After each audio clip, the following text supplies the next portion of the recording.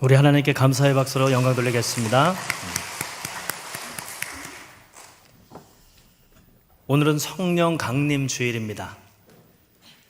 하나님의 영이 예수님에게, 하나님의 영이 믿음의 사람들에게 임하셔서 새로운 역사가 시작된 그날을 기념하는 절기죠.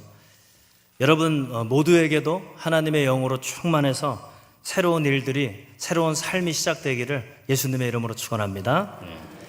우리 옆에 있는 분들에게 이렇게 인사하겠습니다. 당신과 나에게도 하나님의 영이 충만하여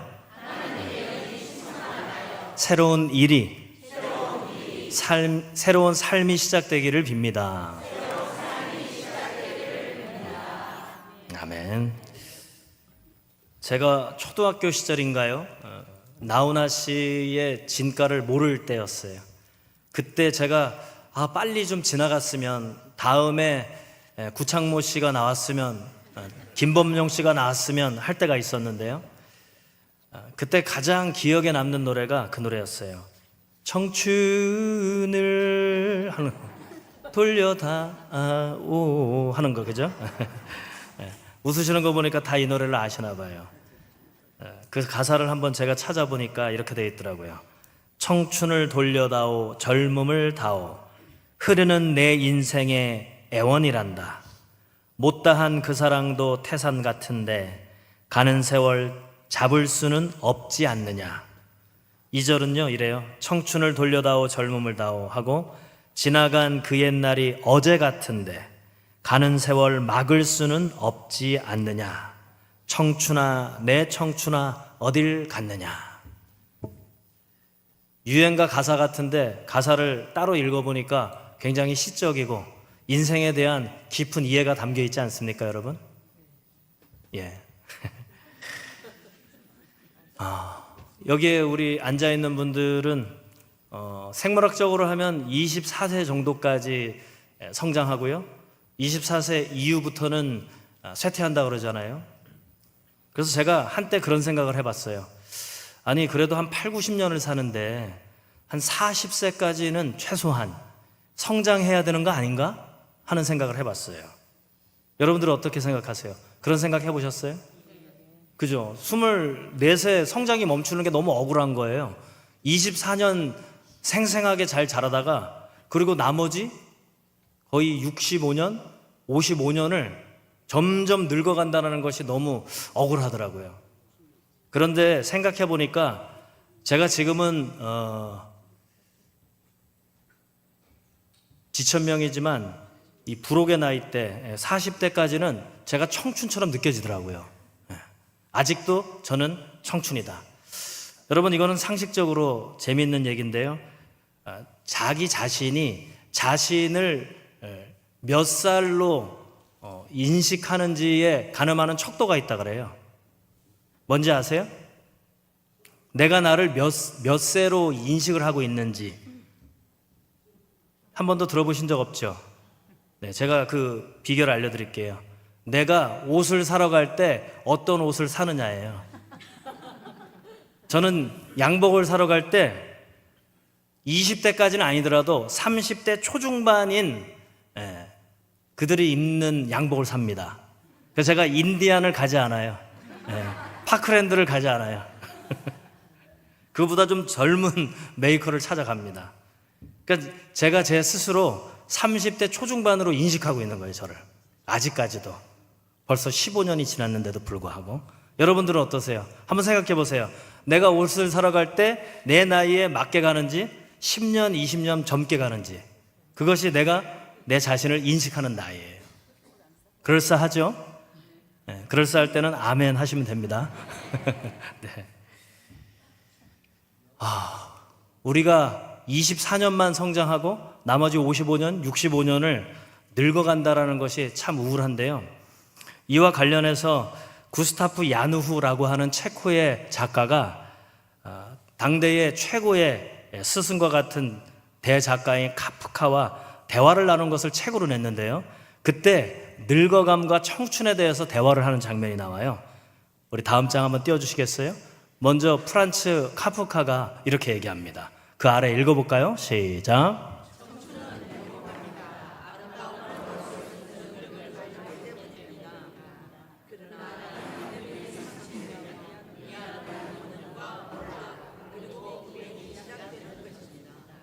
그러니까요. 청춘일 때는 늘 행복하죠. 많은 것들이 아름답게 보이고 또 내가 능력이 가능성이 많다고 생각하기 때문에 불행도 괜찮아요. 또 할 수 있으니까. 그런데 점점 나이가 들어감에 따라서 피로해지고 팔과 무릎, 다리, 허리가 쑤시고 또 예전 같지 않을 때 점점 노년의 몰락을 느끼고 또 행복보다는 불행을 더 가깝게 느끼게 된다는 거죠. 이러한 프란츠 카프카의 말에 이 책을 쓴 구스타프는 이런 질문을 해요. 읽어볼까요? 시작. 네. 여러분 어떠세요? 자꾸 세월의 무게를 느끼면서 행복하기보다는 아유 이렇게 살다 죽는구나 하면서 꿈도 비전도 없이 꺾이세요? 아니면 계속해서 짱짱하게 청춘을 누리세요? 짱짱하게 느끼세요? 그러면 다행인데 대부분 이렇게 생각하죠. 안 아프던 어깨와 무릎이 아프고 허리가 아프고 또 하룻밤을 새도 일주일, 2주일까지 그 피로가 계속되고 상처가 난 것이 예전에는 2, 3일이면 딱지가 떨어졌는데 2주일, 3주일이 가고 그러면서 점점 무기력해질 때 우리의 행복의 가능성이 점점 줄어드는 걸 느끼는 것이 사실이죠. 이런 구스타프의 상식적인 질문에 카프카는 이렇게 답변을 합니다. 그 답변을 읽어볼까요? 시작. 그죠, 여러분? 우리 안에 짱짱하다고 하는 아직도 30대, 40대가 입는 옷을 사러 가는 우리가 부끄럽지 않아요. 우리는 늘 청춘의 마음으로 행복한 것을 보고 아름다운 것을 보고 나는 이제 노년이 되어서 할 수 없지만 하나님이 함께 하실 때 내가 모든 것을 할 수 있다라는 믿음의 마음이 있을 때 우리의 행복은 계속해서 무엇을 밀어낸다고요? 노년을, 늙음을 밀어내는 거예요. 아멘 한 분들은 그렇게 될 줄 믿습니다. 이제 마음 먹기 달렸다는 거죠. 그런데요, 어디까지나 이것은 인간적인 마음이에요. 정신력이죠. 그러나 오늘 우리가 살펴보게 될 성령께서 우리와 함께 하실 때 변하는 두 가지에 대해서 여러분들과 함께 나누도록 하겠습니다. 첫 번째는 성령께서 당연함을 감사함으로 바꿔주세요. 어떤 내용이 있는지 한번 말씀을 한 번 더 읽으면서 살펴보겠습니다. 오늘 말씀 23절, 24절, 26절 세 절만 한 번 더 읽어볼게요. 시작.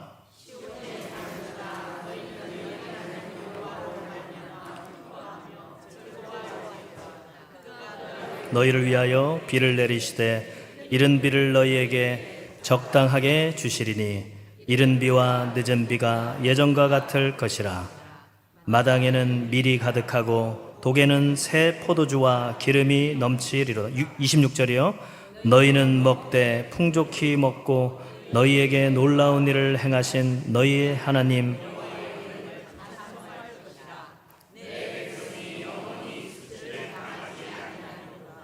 아멘.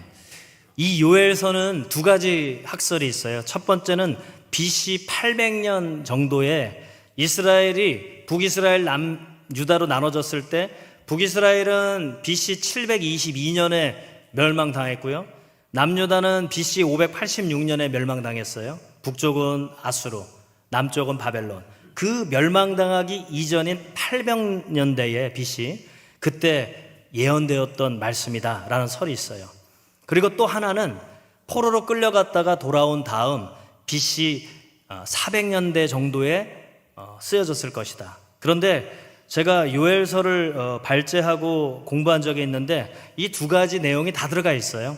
처음에 쓰여진 예언의 말씀과 나중에 보완된 포로기 이후에 400년의 차이는 있지만 이것이 완성되었을 것이라는 거죠.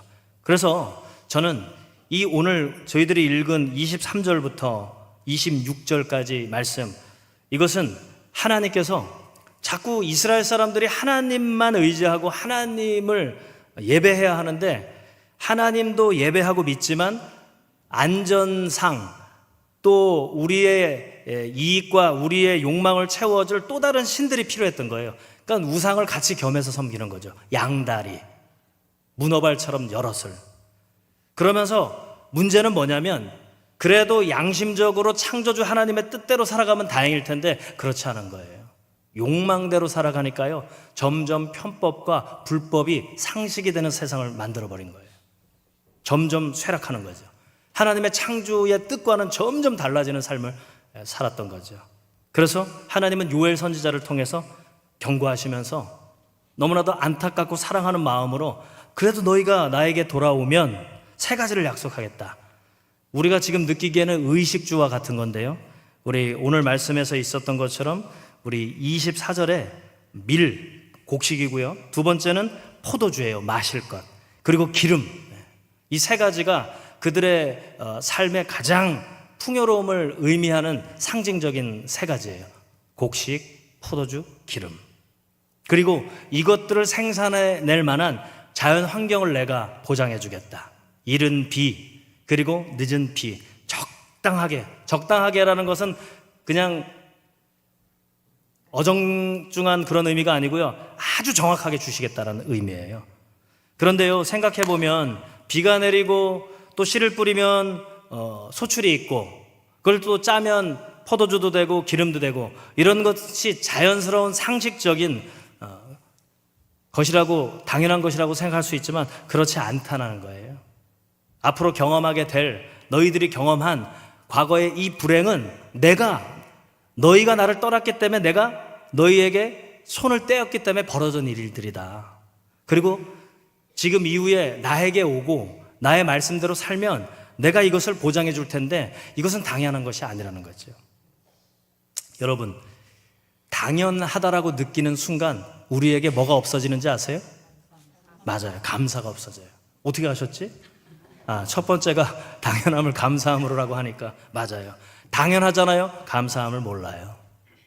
부모로서 자녀를 키울 때 정말 애지중지, 정말 뼈가 갈리도록 열심히 일해서 자녀들을 키우는데 자녀들이 당연하다고 생각할 때 얼마나 서운합니까? 그리고 우리에게도 그런 것이 있죠.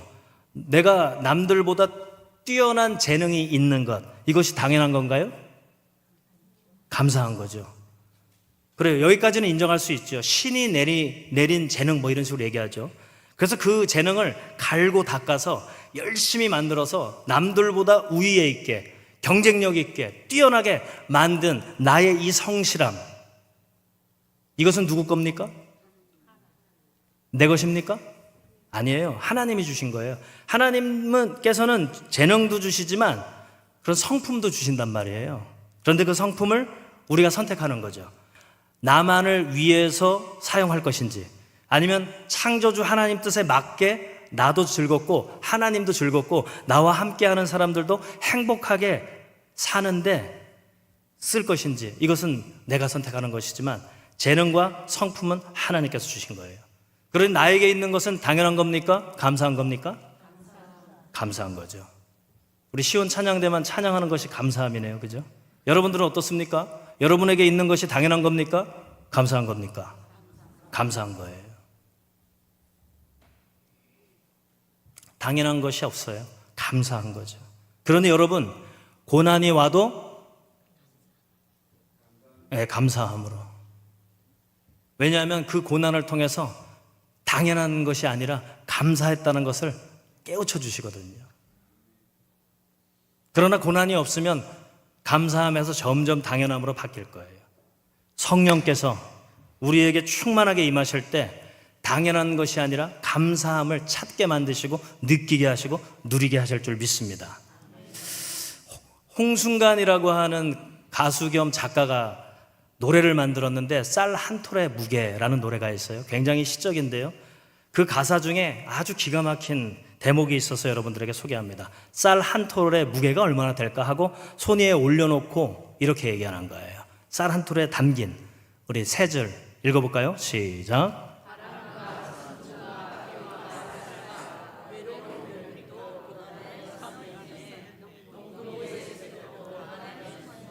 그러니까요.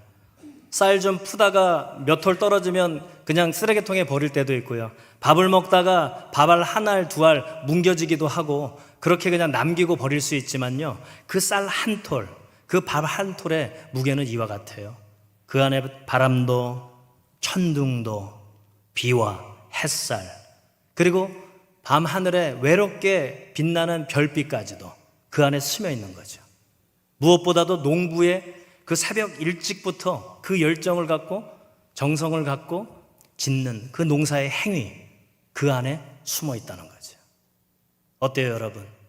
오늘 점심 식사하실 때 밥 한 톨의 무게를 새롭게 느끼면서 당연한 밥알이 아니라 어떤 밥알이라고요? 감사한 밥알. 옆을 한번 둘러보세요.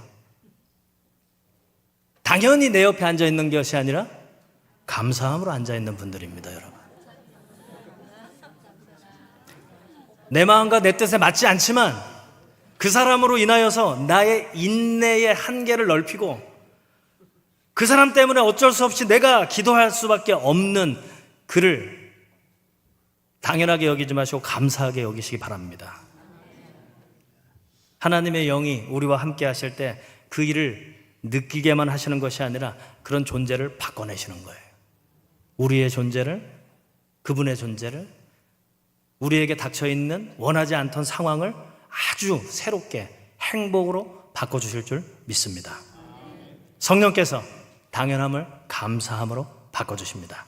두 번째, 성령께서는 파괴를 창조로 바꿔놓으세요.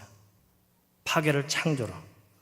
자, 오늘 28절부터 32절을 한 번 더 읽어보겠습니다. 시작.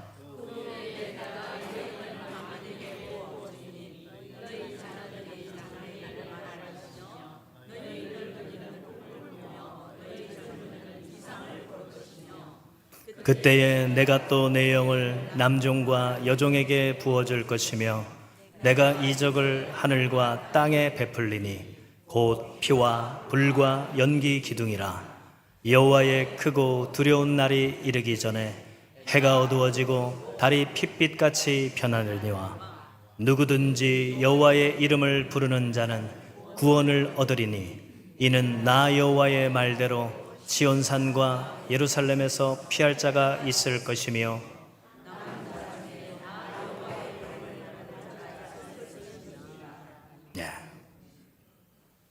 오늘 28절을 한 번 더 띄워주시기 바랍니다.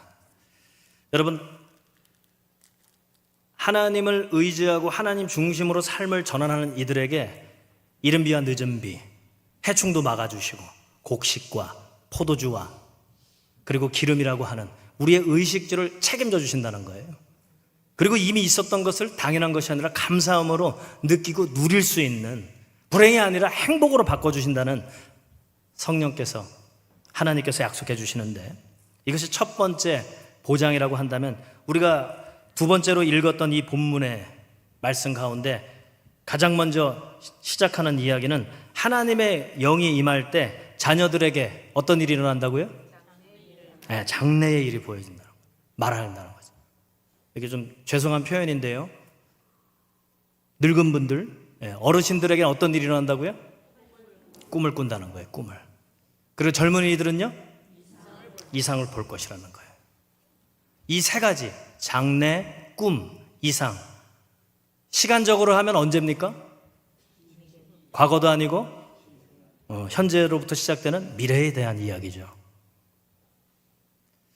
저는 자녀들에게 장래가 있다는 것은 굉장히 소중한 것입니다. 현실이 어려우면 어려울수록요, 꿈이 없대요. 한 달 전에 미국에서 왔던 우리 형님 목사님이 특송을 하셨던 분, 그분이 미국에 한 700명 되는 교회의 선임 부목사예요. 그분이 뭐라 그러냐면, 저에겐 조카죠. 아들과 딸. 그 아들이 대학을 나왔고 좋은 대학을 나왔어요. 근데 취업을 안 한다는 거예요. 그래서 왜 그런가 하니 여러 가지 이유가 있겠지만 가장 영향을 주는 이유는 백인들과 이 동양인, 이민자 1.5세대와의 보이지 않는 유리벽이라는 게 있다는 거예요. 범위가 정해져 있다는 거죠. 그러니까 꿈이 많고 장래가 더 밝고 싶은데 그 벽을 통과하지 못하니까 하기가 싫어한다는 거예요. 그래서 그냥 유유자적하면서 그럭저럭 그런 이민 2세대, 1.5세대가 많다는 거예요. 정말 소수 뛰어난 인재들만이 그 벽을 통과하는데 대부분은 아무리 공부를 잘하고 하더라도 정말 특출나지 않는다면, 백인보다도 더 우월하지 않다면 그 장벽을 넘지 못한다는 거예요.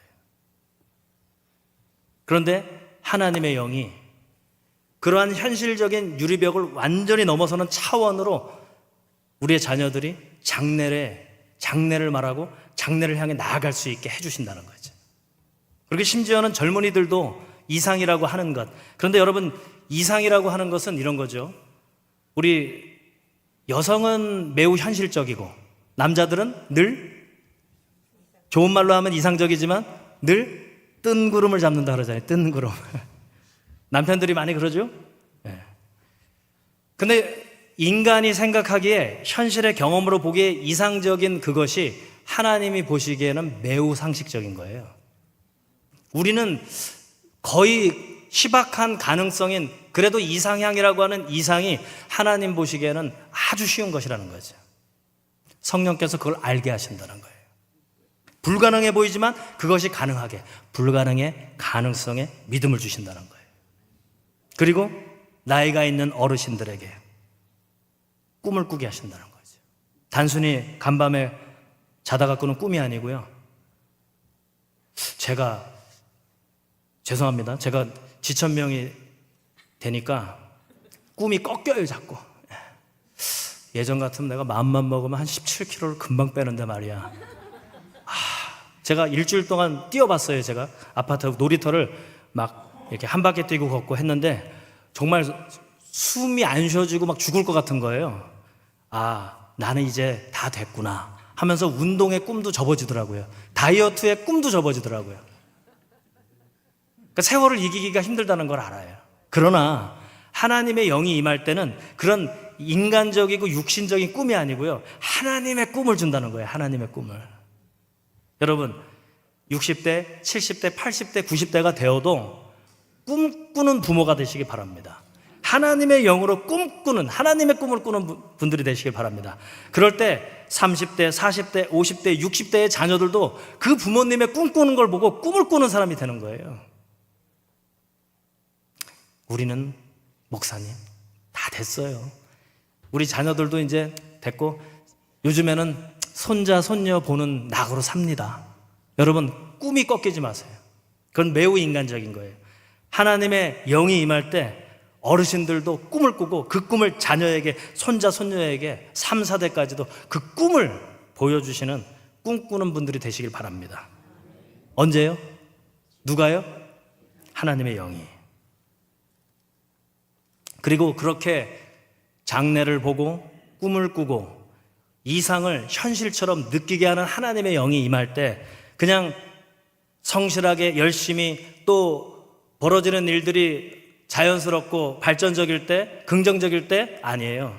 그 이후에 어떤 상황에서 그런 장래와 꿈과 이상을 보는지 한번 보세요.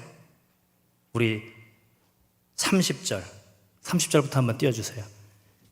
두 번째 줄, 내가 이적을, 거기서부터 읽어볼까요? 어떤 상황인지요? 시작. 내가 이적을 하늘과 땅에 베풀리니 곧 피와 불과 연기 기둥이라. 31절이요. 여호와의 크고 두려운 날이 이르기 전에 해가 어두워지고 달이 핏빛같이 변하려니와. 어떤 상황인 것 같아요, 여러분? 굉장히 천재지변이 일어났거나 전쟁 가운데예요. 장래가 없을 때, 꿈은커녕 잠도 제대로 못 잘 때, 두려워서, 불행해서, 이상은커녕 현실조차도, 그냥 평범한 일상조차도 회복하기 어려울 때 하나님의 영이 장래를 보게 하시고 꿈을 꾸게 하시고 그 현실 너머의 이상으로 살아가게, 바라보게 하신다는 거예요.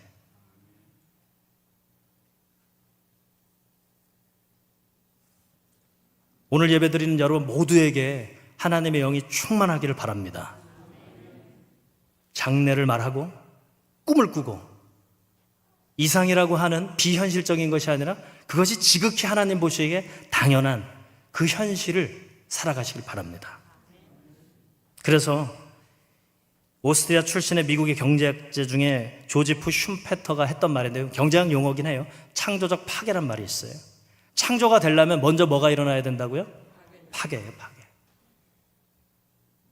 우리가 당연하다라고 하는 이 경험, 우리가 당연하다고 하는 익숙함이 깨져야 하나님의 영의 작용이, 하나님의 새 일이 우리 안에서 일어난다는 거예요. 교회를 다니지만, 하나님을 믿는다고 하지만 그저 하나님을 나의 욕망, 나의 이익, 나의 꿈, 나의 비전을 위해서 이용하는 그런 낮은 단계가 아니라 점점 성장하고 성숙해서 나의 장래가 하나님의 장래, 나의 꿈이 하나님의 꿈이, 하나님의 이상이 나의 이상이 되는 것. 그래서 예수님께서는 새 포도주와 새 가죽 부대의 비유로 이렇게 말씀하셨죠. 우리 마태복음 9장 17절 읽어볼까요? 시작.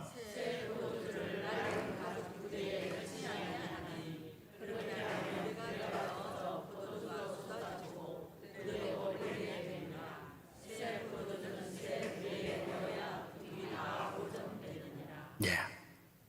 꿈꾸는 여러분들이 되셨으면 좋겠습니다. 그것이 우리의 힘이 아니라 성령의 능력과 권능으로 장래를 말하는 자녀들이 되었으면 좋겠습니다.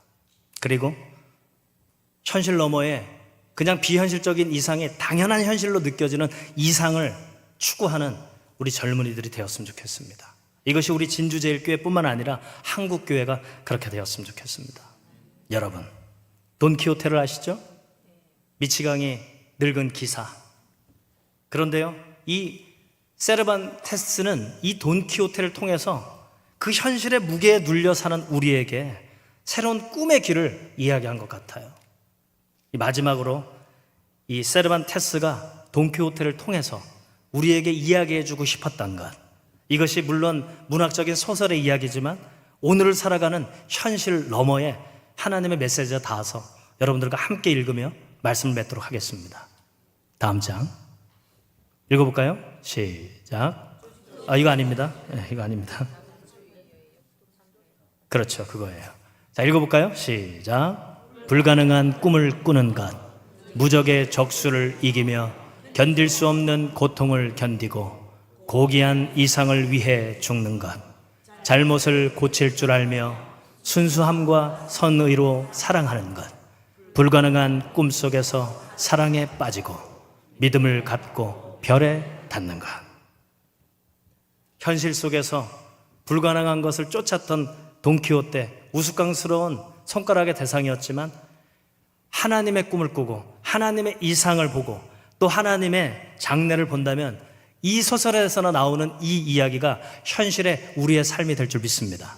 그런 이 시대에 하나님의 돈키호테와 같이 꿈을 꾸고 이상을 누리고 장래를 한 걸음 한 걸음 나아가는 성령의 충만한 능력의 증인들이 다 되시기를 예수님의 이름으로 축원합니다.